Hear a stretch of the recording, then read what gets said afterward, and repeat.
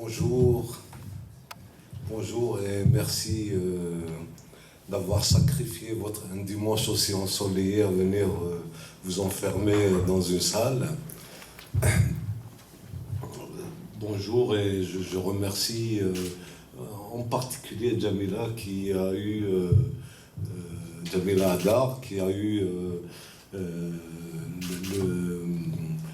comme d'habitude, j'allais dire, qui a vraiment bien fait les choses en organisant cette causerie. C'est plus une causerie qu'une conférence, je dirais pourquoi. Mais je vais quand même commencer par cette phrase de Sansal qu'il a écrite dans la préface qu'il a bien voulu me faire à ce livre qui s'appelle La traversée du somnambule. Je ne suis pas tout à fait d'accord. L'exil, c'est pas pire que la mort, je crois pas. La mort, c'est le terme définitif de tout. L'exil peut même avoir de bons aspects. Il peut avoir de bons aspects. C'est une des choses auxquelles je vais essayer d'arriver là, dans le propos que je vais vous tenir. Je suis très heureux de revenir à Montréal. Je suis déjà passé il y a une quinzaine d'années.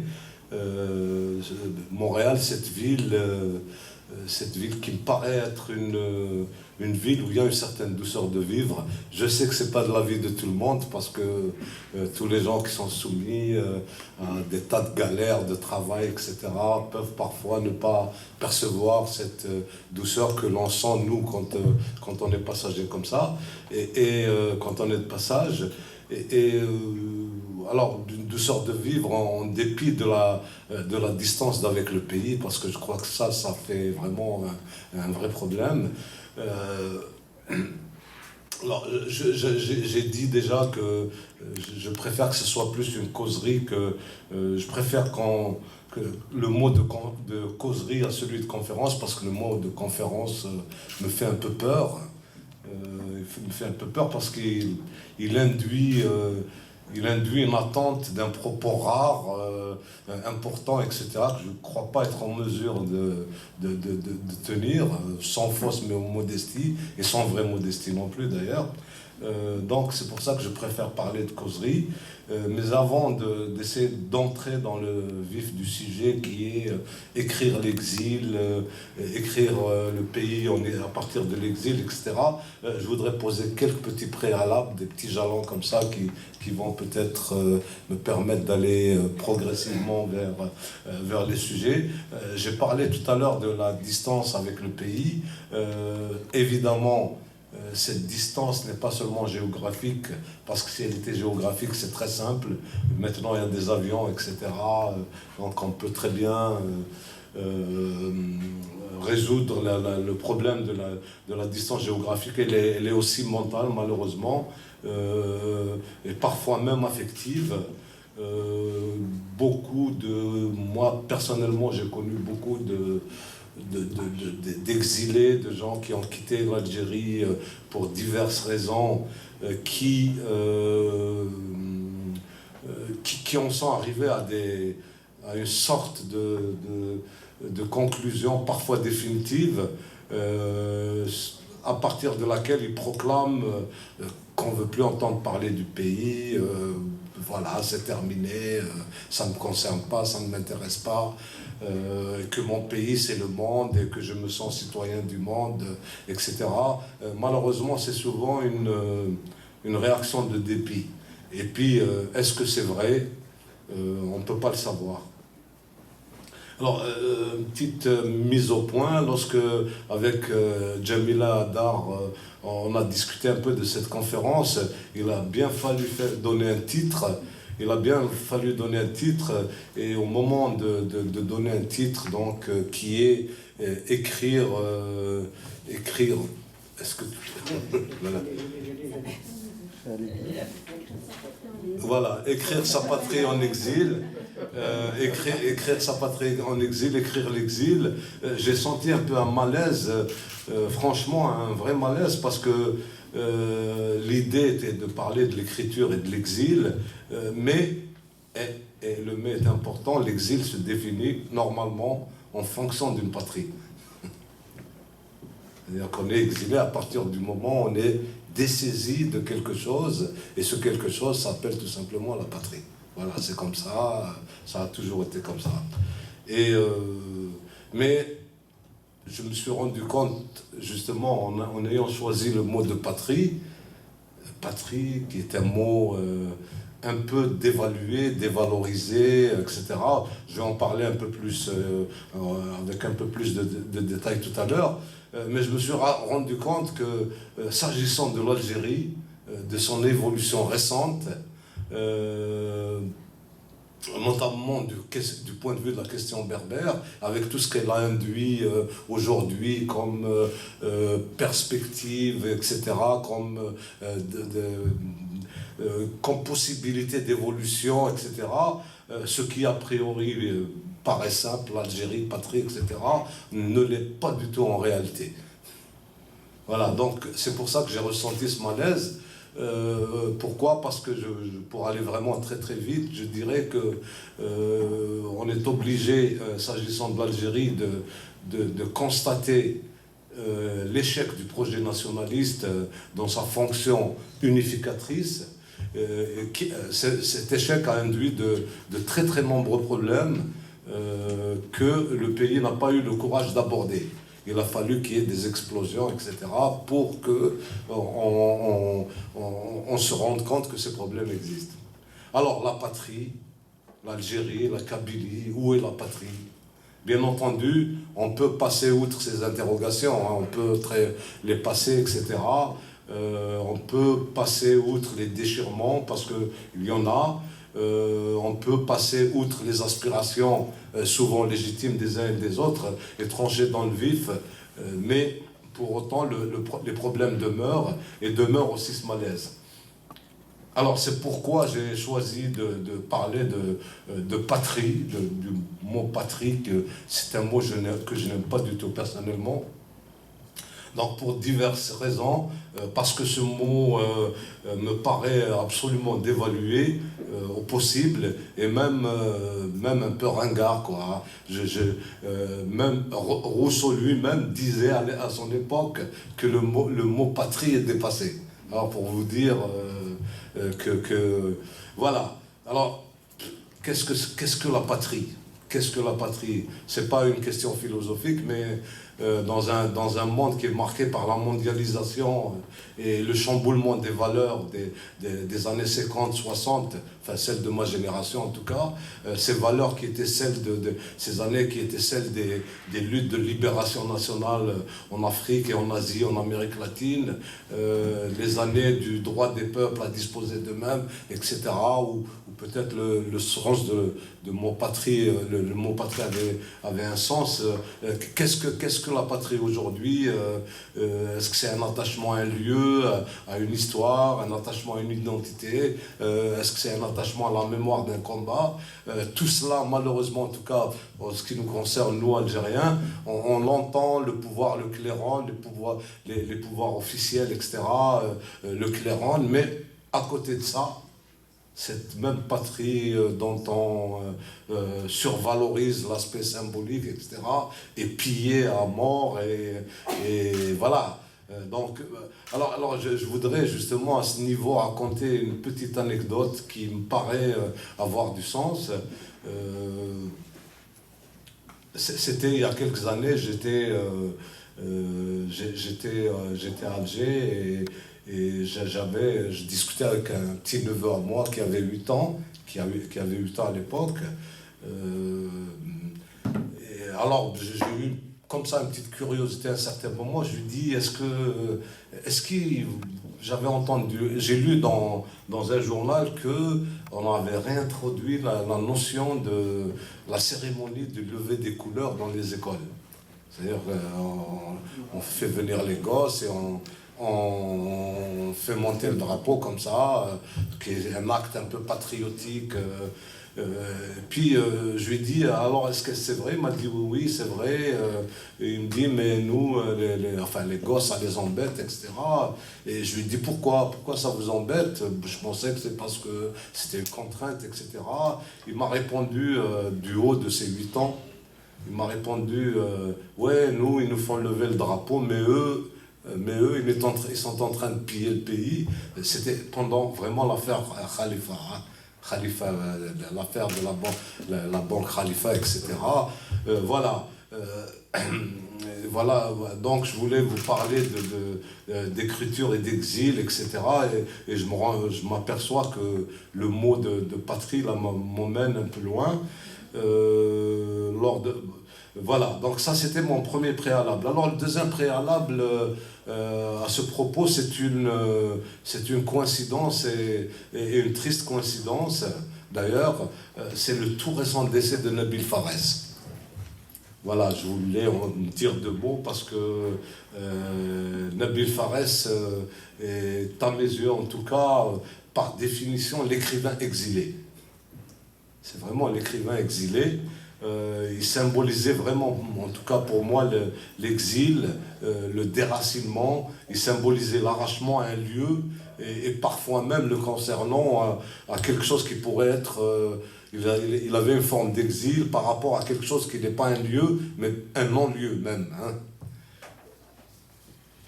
Alors, on sait, son père, Abdelrahman Farès, qui était lui-même une page dans l'histoire de l'Algérie, était originaire de Kabylie, mais Nabil Farès était né à Kolo, dans l'est de l'Algérie, en 1940. Et très vite, au gré des affectations de son père, il va commencer une errance qui va durer toute sa vie. Tout cela pour finir à Paris, où, comme en témoignent la plupart des livres qu'il nous a laissés, il ne se sentait pas chez lui. Mais je crois que chez lui, c'était un peu nulle part. Alors, depuis de très très longues années, il avait commencé une quête émotionnelle, intellectuelle, poétique, des origines, de la trace originelle, de la généalogie des origines. Je voudrais citer juste 2 ou 3 titres de ses livres pour montrer à quel point cette question, celle qui nous réunit aujourd'hui, donc l'écriture et l'exil, et l'écriture et la patrie, était au cœur de ses préoccupations et de sa création. En 1976, il écrit un livre qui s'appelle « L'exil et le désarroi ». Je crois que c'est assez parlant. En 1974, donc 2 ans auparavant, il avait écrit un livre qui s'appelle « Mémoire de l'absent », absent avec un A majuscule. Donc on est toujours absent par rapport à un lieu précis. On peut prendre un raccourci et comprendre que exil égale absence, mais là aussi absence à quoi? Absence à quoi?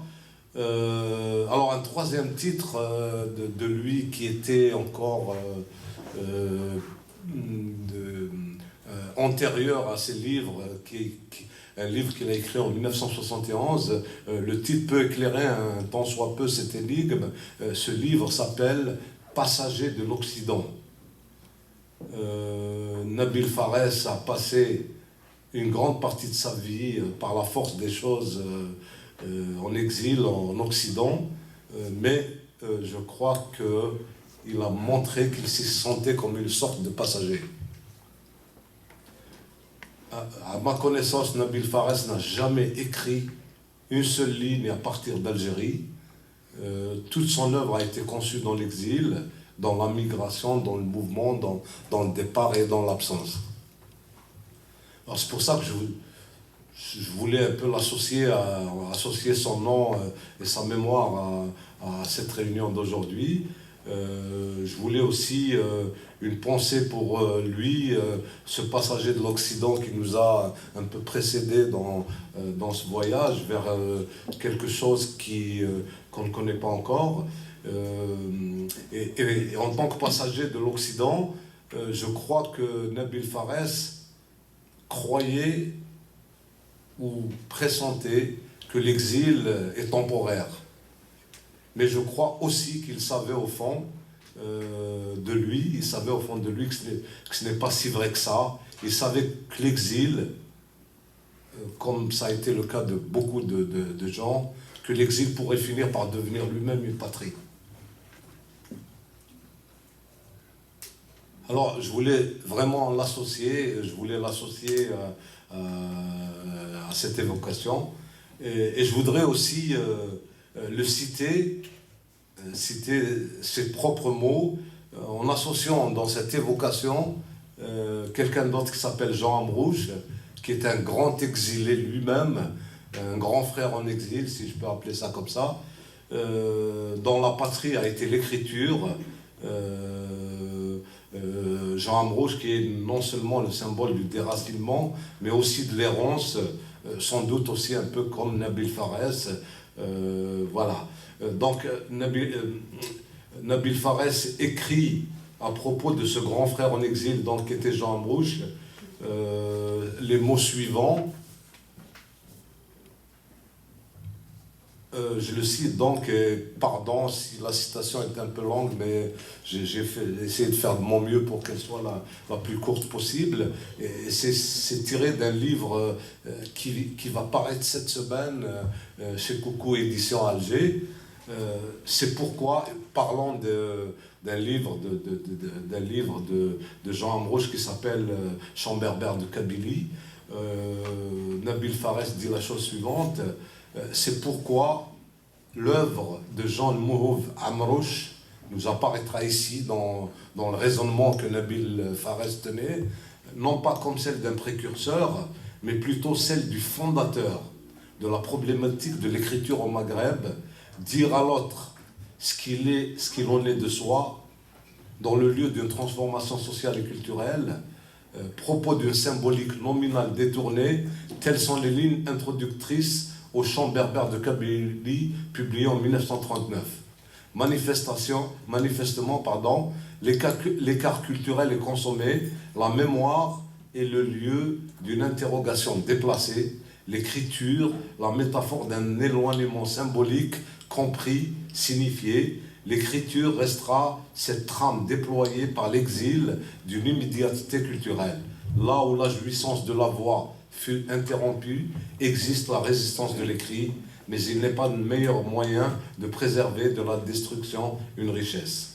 On le voit bien, fin de citation, on le voit bien, l'acte d'écriture est ce qui a permis en tout cas à Jean Amrouche et à Nabil Farès aussi incidemment, et à tous les autres, ce qui permet au sujet de donner un sens au dessaisissement, parce que être en exil, c'est être dessaisi de quelque chose. Alors, troisième préalable, en fait, l'évocation de Nabil Farès n'est pas, elle est due à l'actualité malheureuse de son décès récent, mais aussi il y a une raison de fond pour laquelle je le cite. Un hasard a fait qu'il s'est trouvé là, lors de mes premiers pas dans mon propre exil. Lorsque je suis parti en France en 1993, j'ai eu la chance d'être invité au Parlement européen des écrivains, et il y avait là Nabil Farès. Je le connaissais un peu de réputation, on s'était rencontrés quelques fois, et un jour j'étais dans un hôtel où étaient la plupart des gens qui participaient à cette réunion, et puis on se rencontre dans le couloir, il me dit « Tu fais quoi ?» Je lui dis « Écoute, un ami de Paris m'a dit « Si tu vas à Strasbourg, il faut absolument que tu visites un quartier très touristique qui s'appelle la Petite France. » Je lui dis je vais aller visiter la Petite France, qui était un quartier qui était recommandé par tous les bons guides touristiques. Alors je m'y rends, me dit Nabil, dans son grand éclat de rire. Les gens qui le connaissaient savaient qu'il avait un grand éclat de rire un peu homérique. Et voilà, donc on s'est embarqué comme ça, on marchait, et j'ai eu la chance comme ça, au pied levé, à l'improviste, d'avoir avec lui une discussion très très intéressante, la plus intéressante que j'ai jamais eue sur l'exil, l'écriture, le pays, l'Occident, etc. Il faut dire que Nabil avait déjà derrière lui des années d'exil.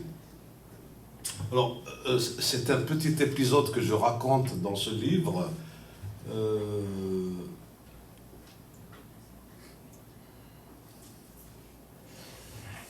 Je vais vous lire juste un petit passage. Alors, le voyage en littérature s'est superposé à l'exil et Nabil Fares racontait, lors de cette cérémonie, de cette déambulation, racontait en déambulant à travers les ruelles pittoresques de ce vieux quartier de Strasbourg, son arrivée en France, les divers petits métiers qu'il avait été contraint d'exercer pour survivre, parmi lesquels celui, si je me rappelle bien, de réceptionniste dans un hôtel de Belleville, à quelques centaines de mètres du Café Le Soleil, où cet hôtel où séjourna, comme par hasard, l'écrivain américain James Baldwin.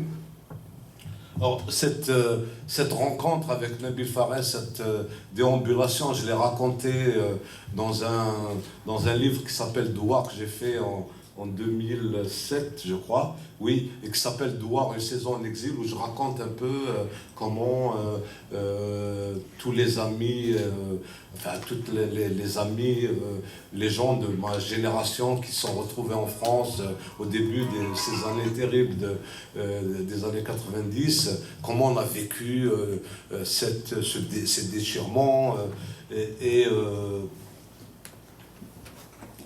voilà, donc je raconte un peu cette rencontre avec Nabil, alors qu'il m'a raconté qu'il a été porte-fée à Rungis, appariteur à Bordeaux, veilleur de nuit sur la Canebière, plongeur dans une brasserie moule frites, fleuriste du côté du Bourg-la-Reine, livreur de fournitures de bureau bas de gamme, croupier à Enghien, brancardier le week-end, vendeur de légumes au marché d'Aligre. Il a habité dans des hôtels bornes de Belleville, dans d'insalubres studios au rez-de-chaussée, au fond de la cour à Pigalle, des chambres de bonne avec WC sur le palier, rue de la Boétie, dans le 8e arrondissement de Paris, et même pendant un semaine dans un pavillon avec véranda à Massy-Palaiseau, et j'en passe. Je veux dire, pour montrer un peu comment ce dessaisissement entraîne une sorte de déclassement. Alors maintenant, à ce niveau de mon propos, je suis très embêté parce que après toutes ces lectures que je viens de faire, je suis censé aborder le sujet lui-même, c'est-à-dire écrire la patrie en exil, écrire l'exil. Je dois dire que en travaillant un peu sur cette conférence, je me suis surpris à moi qui n'aime pas du tout le mot de patrie, je me suis surpris à partager avec Gustave Flaubert cette certitude un peu désenchantée, même tardive. Flaubert qui disait que la patrie est comme la famille, on en sent le bien, on en sent bien le prix que lorsqu'on n'en a plus. Lorsqu'on l'a, elle n'existe pas. C'est quand on l'a plus qu'elle commence à exister. Donc la patrie n'existe que quand on l'a perdue.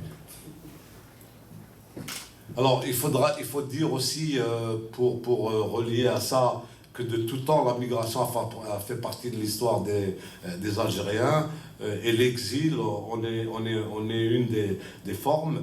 Mais là aussi je vais faire court. Quand je suis arrivé en France en 1993, dans le flot donc du grand décennie migratoire dû au contexte des violences politiques que la plupart d'entre vous ont connu, j'ai découvert d'une certaine manière en France, à Paris notamment, la géologie de l'exil culturel et politique algérien en France. Il y avait là, j'ai été amené à connaître les exilés de toutes les séquences politiques de l'Algérie indépendante. Ils étaient là. Voilà, on dirait qu'on attendait qu'il y a des couches comme ça d'un exil qui a commencé en 62.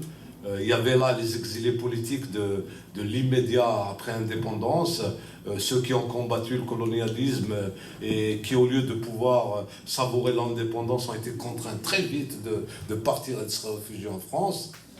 Il y avait les anciens du FFS de 1963 qui ont pu échapper à la mort et à la prison et qui ont gagné souvent l'exil pour sauver leur tête et puis continuer leur combat. Il y avait les rescapés de l'ORP l'organisation de la résistance populaire de 1965 et tous les opposants au coup d'État de Boumedienne de 65.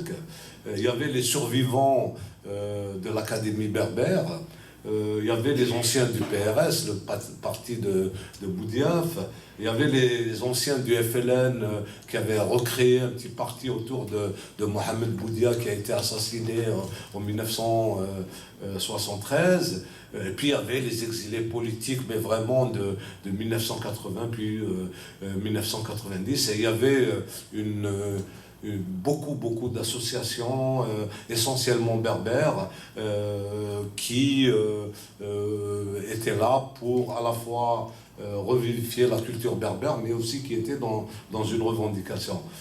Alors voilà, on découvre ça. J'avais l'impression que Paris était vraiment une série de strates géologiques comme ça de l'opposition algérienne. Et dans cette géologie, il y avait aussi des écrivains, des artistes, des journalistes, des intellectuels de différentes sensibilités politiques, de différentes séquences de l'exil, qui participaient ou pas au combat, aux projets politiques ou culturels, mais qui avaient en commun tous d'être situés ou de se situer, hein, sur la faille sismique de cette même problématique, l'interaction entre l'exil et le pays, ou la patrie, entre l'intérieur et l'extérieur, entre le dedans et le dehors. Alors je pense à des gens comme ça de qui j'ai pris un peu cet intérêt pour cette problématique, des gens comme Assiel Djoubar, que j'ai eu la chance de rencontrer, des gens comme Mouhia, comme Nabil Fares, Malek Aloula, Mourad Bourboun et d'autres aussi qui sont peut-être moins connus, mais qui ont vécu les choses de façon aussi difficile. Je pense aussi à d'autres personnes qui considéraient leur vie en France comme un exil, même si cette histoire tragique est celle de l'Algérie, fait que leur définition ou la délimitation de la patrie pour eux et la nôtre n'est pas la même, mais ça reste de vieux exilés qui ont compensé ce dessaisissement par l'acte d'écriture. Elles nous ont donné une œuvre qui ajoute du sens à nos questionnements actuels. Je vais en citer juste deux que j'ai eu la chance d'avoir rencontrés. Je pense à Jean Pellegrini, qui était le fils d'un pied noir de la Mitidja, mais qui a vécu en Algérie après l'indépendance et qui est un monsieur qui avait vraiment l'Algérie au cœur. Et je pense aussi à quelqu'un que j'ai eu vraiment le privilège de côtoyer vers la fin de sa vie, qui est Jules Roy, qui lui était un personnage qui avait de la sympathie pour l'indépendance de l'Algérie, mais qui avait un regard un peu plus compliqué sur l'évolution de l'Algérie indépendante. Alors en fréquentant tous ces gens-là, j'ai découvert, mais vraiment beaucoup de souffrances que j'étais loin de soupçonner, avant de la ressentir moi-même. J'aurais eu tendance, quand je vivais en Algérie, comme beaucoup d'entre nous, en tout cas qui étions dans la presse, etc., j'aurais eu tendance, avant de marcher moi-même sur cette braise-là, à ironiser sur ces intellectuels qui, à partir de Paris, n'est-ce pas, auraient eu tendance à nous donner des leçons, à des gens qui étaient, eux, dans le chaudron, etc. Mais c'est quand on arrive, qu'on les connaît vraiment, quand on se rend compte qu'on était dans l'erreur. Et d'ailleurs, je me suis rendu compte par la suite, une fois installé en France, etc., que des amis se sont mis à nous attaquer, comme nous, autrefois, on attaquait les autres. Voilà, donc il y a un malentendu originel comme ça, qui fait que à toutes les fragmentations de l'Algérie s'ajoute encore une fragmentation. Alors je découvrirai en les fréquentant qu'ils ne sont pas du tout en villégiature à Paris.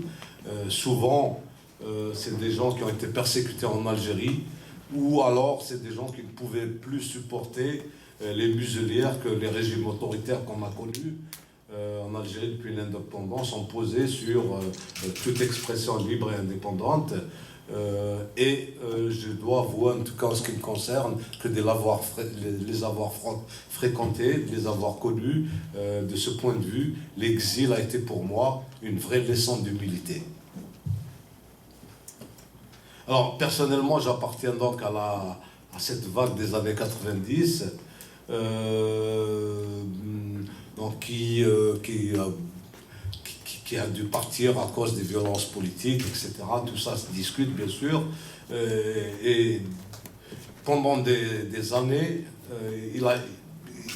quand je dis nous, ça veut dire beaucoup de gens, en tout cas, que je voyais en France, qui étaient soit dans les associations, ou alors même pas dans les associations, etc. Difficile pour nous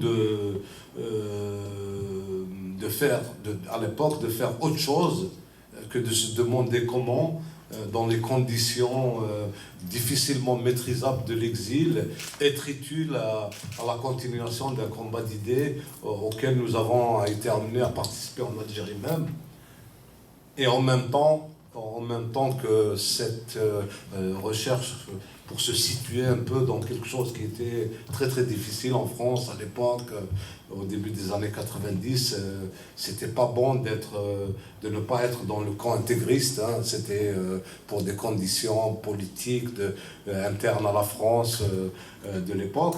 Et en même temps, on essayait de ne pas sombrer dans le néant social promis aux exilés et de s'extraire un peu au cimetière des rêves qu'est l'exil. C'est toujours malheureusement un cimetière des rêves, et ne pas céder aussi à l'implacable logique du sauvetage individuel, c'est-à-dire pourvu que je m'en sorte moi-même, après les autres ça m'est égal, etc., ou de la réussite personnelle. Parce qu'il y a aussi parmi nous des gens qui ont, et c'est très bien comme ça, hein, je veux dire qu'il y ait des gens qui aient pu avoir des réussites personnelles. Alors on se demandait aussi comment, en même temps que ça, comment donner du sens à l'acte d'écrire l'Algérie, de s'écrire, etc. Alors c'est toute cette problématique qu'ont eu à résoudre un nombre de journalistes, d'écrivains contraints de quitter le pays. Dans une introduction, un travail sur le recueil de récits d'exilés paru dans une revue française qui s'appelle Diaspora, un travail qui s'appelle La mémoire et l'oubli, écrire l'exil. Deux auteurs françaises, Isabelle Lacoub-Labarthe et Sylvie Mousset, écrivent la chose suivante: tout exil est rupture. La mémoire est là pour ne pas perdre le fil de sa propre existence. Le récit, le moyen de ne pas oublier, de se ressouvenir, de se raconter et réinventer l'histoire d'un passé qui n'est plus, dans un présent que l'on a parfois du mal à saisir.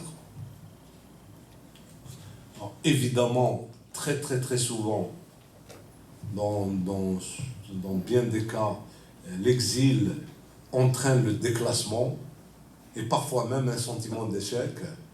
Je me souviens de cette séquence de l'histoire du monde lorsque, pendant la montée du nazisme dans les années 30, au milieu des années 30, quand Hitler était avait pris le pouvoir, à partir de 1933, il y a énormément de grands intellectuels allemands qui ont dû quitter le pays parce que ça s'annonçait très mal pour eux. Ils se sont réfugiés à Paris, où ils vivaient vraiment un déclassement incroyable. Vous avez des professeurs d'université, des chercheurs, des savants qui étaient qui servaient dans des cafés, enfin des choses de ce goût-là. Et on les avait appelés, on leur a donné ce surnom, les épaves phosphorescentes. Alors, je voulais le signaler parce que je me souviens, lorsqu'on est arrivé en France, avec quelques amis, on a beaucoup travaillé sur cette question des exilés, parce que Paris, on le sait, c'est vraiment la ville des exilés de tous les pays du monde. Et on avait découvert comme ça que cette séquence de l'histoire des intellectuels allemands et tout ce qu'on a pu vivre au début des années 90 a été vécu par des vagues et des vagues et des vagues pendant tout le 19e et le 20e siècle. Alors, à quelque chose, malheur est bon, l'arrivée à l'étranger de nombreux Algériens, en tout cas dans les années 90, à partir du début des années 90, a été à l'origine d'une littérature que les journalistes français ont appelée la littérature de l'urgence. Cette littérature, souvent conçue en exil, a consisté en un témoignage et parfois une nostalgie d'une Algérie souvent mythifiée d'ailleurs, hein, surprend tous à mythifier l'Algérie qu'on a connue, etc. Même si on l'a critiqué beaucoup au moment où on la vivait, avec le recul, etc. La mémoire fait son travail de mythification, d'embellissement, etc. Donc, souvent mythifiée, puisqu'elle entraîne une reconstitution de la mémoire, et ça devient un travail de fiction. Donc, on retombe dans une Algérie fictive, et la fiction vient à la rescousse de la réalité, mais ça permet quand même de remonter aux sources de l'histoire, parfois subjectivement, hein, je veux dire, c'est pas du travail d'historien, aux sources des identités, des conflits, etc. Et on se demande tous pourquoi on est là. Qu'est-ce qui a fait qu'on est là? Voilà. On finit par se poser la question essayer de comprendre un peu les étapes de ce cheminement qui a conduit à ce que on soit dessaisi de ce qu'on est pour aller vivre ailleurs et vivre avec le souvenir reconstitué de cette vie que parfois on n'a pas aimée. Donc voilà, il y a un processus comme ça qui est en tout cas très favorable à l'écriture, qui est très très favorable à l'écriture. Personnellement, puisqu'il faut parler un peu de mon expérience personnelle, en tout cas dans les limites modestes de ce que j'ai essayé de faire, l'exil m'a permis d'écrire plus librement. Il y a quelque chose qui s'est libéré, et de chercher une identité que je ne cherchais pas du temps où j'étais en Algérie, en fonction de la citation de Flaubert que j'ai citée tout à l'heure. Quand on a quelque chose, on sent le prix de quelque chose une fois qu'on l'a perdu. Voilà, j'étais en Algérie, j'ai plein de questions que je me posais pas. Par exemple, qui es-tu, d'où viens-tu, où vas-tu? Ça ne m'a pas effleuré la tête quand j'étais en Algérie. Pour moi, pendant très très longtemps, ces questions étaient des lieux communs, quelque chose qui était un peu presque du luxe intellectuel, et l'exil, la difficulté de la vie, cette recherche de ce qui s'est passé, pourquoi je suis là, etc. Qu'est-ce qui s'est passé, qu'est-ce que j'ai raté comme séquence, etc. a fait que ces questionnements sont sortis du purgatoire, d'une certaine manière, et acquièrent un contenu vraiment concret.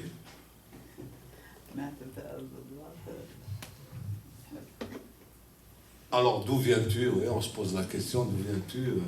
Je viens d'Algérie. Mais l'Algérie, elle vient d'où?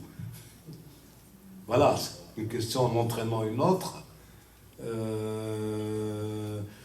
Alors, surtout dans un monde qui est...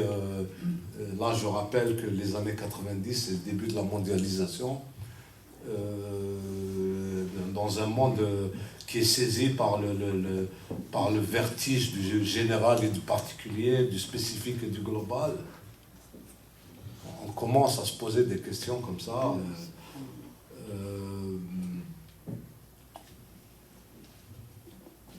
Alors, je vais aller un peu plus vite parce que je me rends compte que je suis beaucoup plus bavard que je l'aurais souhaité.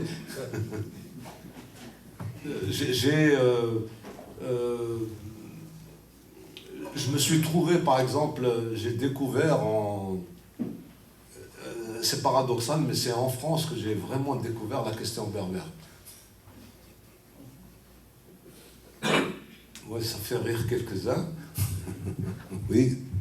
Mais c'est là où je me suis rendu compte qu'il y avait des Algériens qui avaient combattu contre le colonialisme et qui ne savaient pas du tout, mais alors pas du tout l'arabe.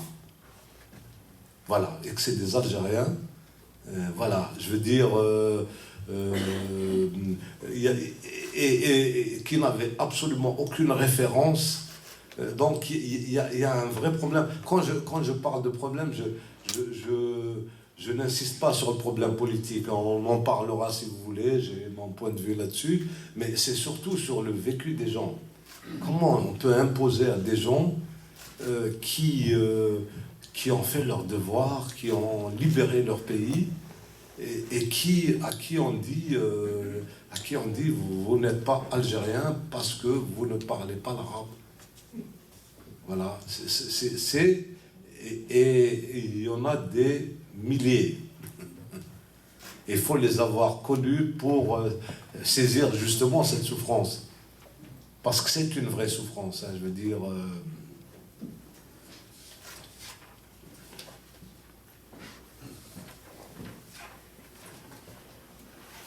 Alors je vais vous épargner tout un passage sur ce rapport à l'identité qu'on découvre, etc. Toute la difficulté de s'asseoir, de s'enfermer dans des identités essentialistes, c'est-à-dire qui ne supportent pas d'être mélangées, mais en même temps, ce que Amin Maalouf appelle les identités meurtrières, hein, comme vous le savez tous, mais aussi de ce que peut avoir de vraiment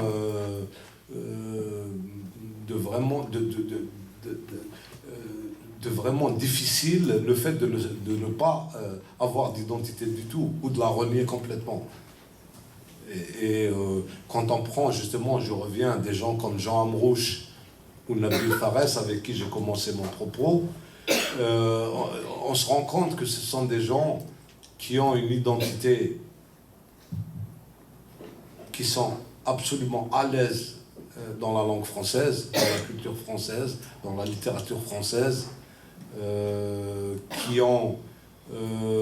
qui se baladent dans la culture universelle comme s'ils étaient chez eux, qui n'ont pas un vécu berbère dans un village, etc., comme pourraient l'avoir des gens qui ont vraiment grandi en Kabylie, etc., mais qui sont capables de fusionner toute la reconstruction qu'ils ont fait, toute cette recherche. Je rappelle que un des autres livres de Nabil Fares s'appelle Le Chant d'Akli. Le Chant d'Akli, c'est un recueil de poésie qui dit ce qu'il veut dire. Hein. Je veux dire, Akli étant ce prénom qu'on ne trouve qu'en Kabylie. Donc c'est toute cette recherche cette recherche des origines qui remonte à toute l'histoire de l'Afrique du Nord depuis le début avec le socle berbère. Et Jean Amrouche aussi, on sait qu'il est né à El Ali, mais il a grandi à Tunis et puis il a vécu à Paris. Il n'a jamais vécu en Algérie. Il est mort à Paris, il n'a jamais vécu en Algérie, mais il a fait ce travail de reconstruction de la mémoire, qui est un travail de construction personnelle.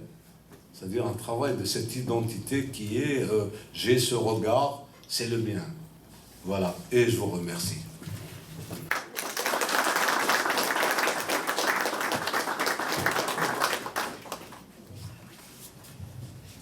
Merci cher Yazqin, avec toute la modestie. Mais vous allez voir, vous allez mesurer la modestie de Yazqin. Il nous l'a encore prouvé maintenant. Il veut même pas appeler sa production, appelons-la comme ça, il veut même pas l'appeler conférence, juste causerie. Juste une petite précision comme ça, c'est quoi les conditions de santé, tout ça, la malnutrition, tout ça, أشغل تسمينا كلي يشبر بيان كني تفهمه ديال لا كولتور نينا جلسنا أشغل تسمينا كلي شو أمومين قرا كلي با فراسيون ترادوي ليترالمون سي ليسكلاف نغا كلي وين بريكين يشمثي ذاك اللي كي نقرا ولا كون فيو نو سي كوم سا نقرا لان إلا هنا غزيريت لا ني با لو بروبو أكلي إوا كن وتشيل في لاستيعطي وكن تكثر يشمث ذاك اللي إلا وين النظام نصي مثلا مثلا موتي مغار نزيك تسوقي من السن شويه من قوش كذاكي مستبعنا انا ماشي الفطه كانت تسوق من كام سنه طوز لمانيا تسوق من ثمن قوش مشطوح هكا تقشيشت زرامس ولاس ولا وين داين زرامس زيك زي ثمرتنا تقشيشت دادي لا راه قشيش لا هكا سي كوم سا مي moi j'aime pas jeter quoi que ce soit j'aime pas porter de jugement là-dessus اكني لا سوسيتي كني ثلاث متي سواسني هكا تقشيش راسات كيرسيت تاكشيش طاشات تما تاكشيش ما تاكشيش هذا هكا كان وقت اللي تسوقي من السما من قوش باش وليت تبان انا سرو وزري على ناس بسوي ناس لبسان تاكشيش تما على ساجونس اريا فوالا ثاني ميرسي يا زقين انشتيلات